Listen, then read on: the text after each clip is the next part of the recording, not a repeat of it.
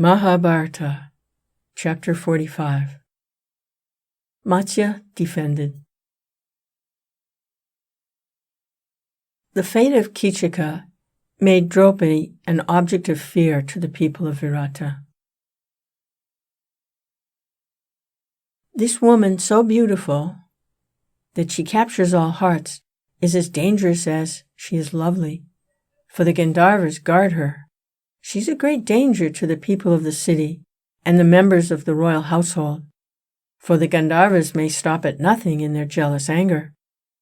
It would be best to send her out of the city. Reflecting thus, the citizens went to Sudeshna and prayed to her to expel Draupadi.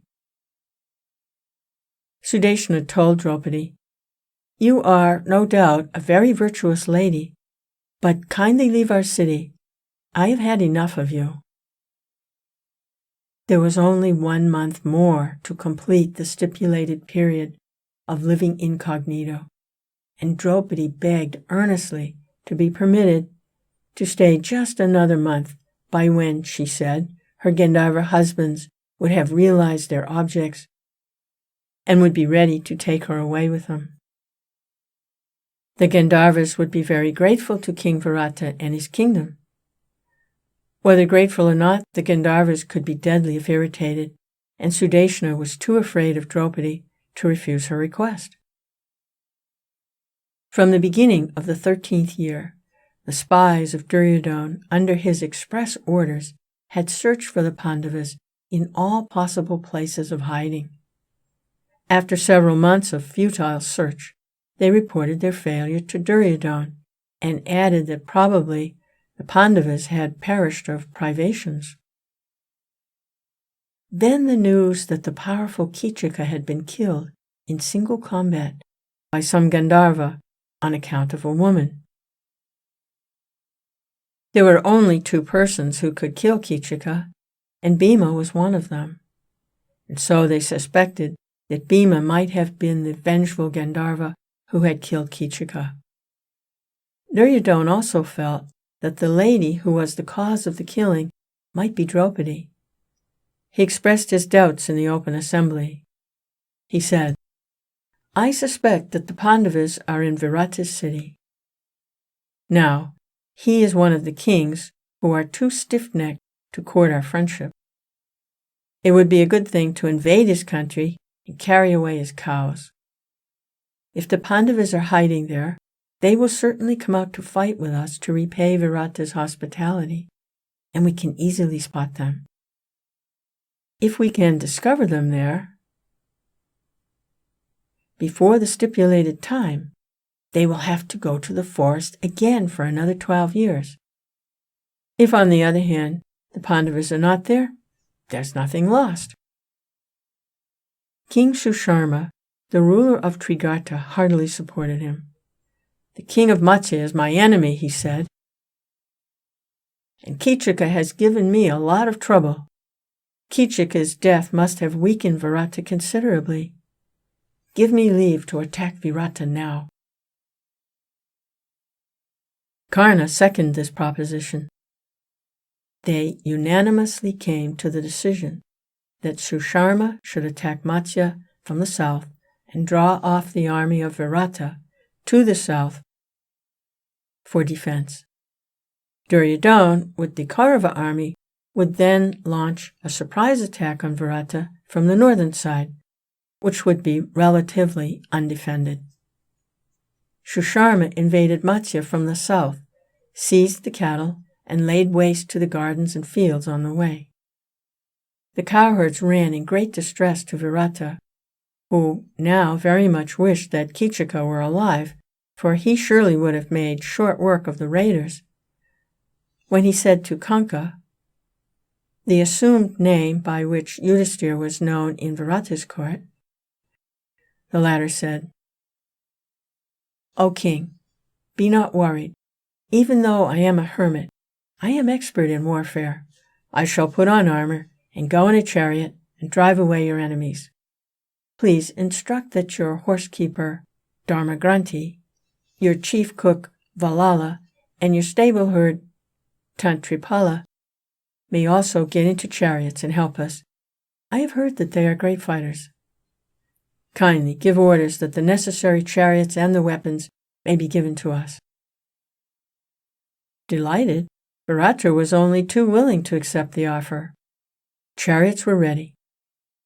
All the Pandavas, excepting Arjuna, went out with the army of Virata to oppose Shusharma and his men. A fierce fight ensued between the armies of Virata and Shusharma, with much loss of life on both sides. Shusharma attacked Virata and surrounded his chariot, compelling him to get down and fight on foot. Shusharma captured Virata and held him captive in his chariot. With the capture of Virata, the army of Matsya lost heart and began to scatter in all directions. When Yudhishthira commanded Bhima to attack Shusharma and release Virata and rally the scattered Matsya forces. At these words of Yudhishthira, Bhima was about to uproot a tree, but Yudhishthira stopped him and said, "No such tricks, please, and no battle cry, or your identity will be revealed. Fight like anybody else from the chariot with your bows and arrows." Bhima accordingly got into the chariot, attacked the enemy, set Virata free, and captured Shusharma. The dispersed forces of Matsya rallied into new formations, charged, and defeated the army of Shusharma. As soon as the news of Shusharma's defeat reached the city, the people were extremely jubilant. They decorated the city and went forth to welcome their victorious king back home. When they were thus making preparations to receive King Virata, the big army of Duryodhana came down on them from the north and began despoiling the cattle ranches on the outsides of the city. The Kaurava army marched in force and rounded up the countless cows that were there. The leader of the cowherds ran to the city and asked to see the Prince Uttara.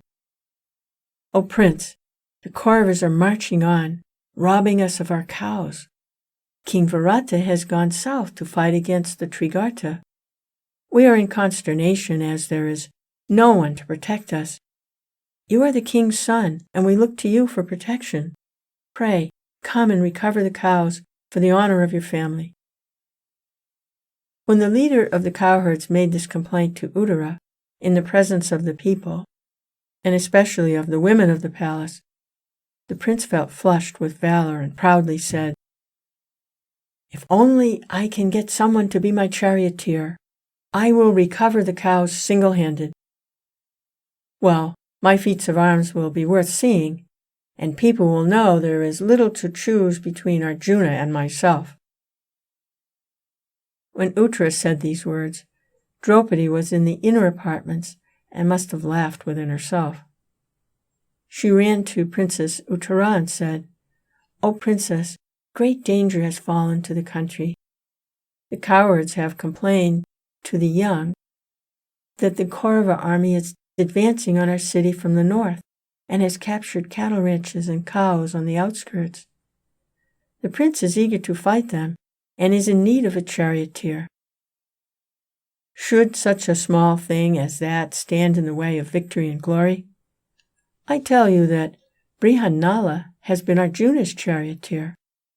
When I was in the service of the queen of the Pandavas, I heard of this fact, and I also know that Brihannala learned archery from Arjuna. Order Brihannala immediately to go and drive the prince's chariot." Arjuna, as Brihannala, pretended to be unfamiliar with armor and raised a laugh at his awkwardness in wearing it. The women of the palace laughed at his fears and told him again not to be afraid, for Uttara would look after him. Arjuna spent some time in such fun, but when he harnessed the horses, it could be seen that at least he was an expert charioteer. And when he held the reins, the horses seemed to love and obey him.